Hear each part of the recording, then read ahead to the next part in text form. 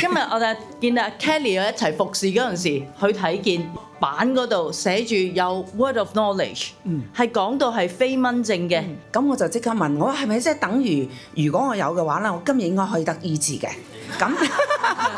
係啦，咁 Judy 話係啊，咁我話我就要得醫治啊。跟住嗰陣時，你個飛蚊症有幾耐，同埋有幾嚴重啊？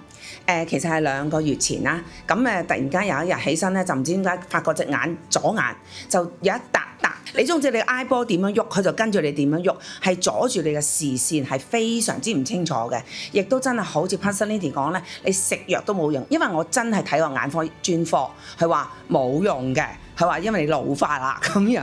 咁但係咧我唔接受。咁但係今日嚟到真係好 amazing 咧，就見到飛蚊症，咁我知道嚟啦，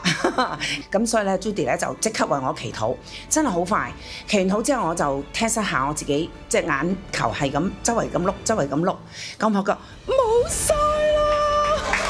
感謝主，哈利路亞，感謝主。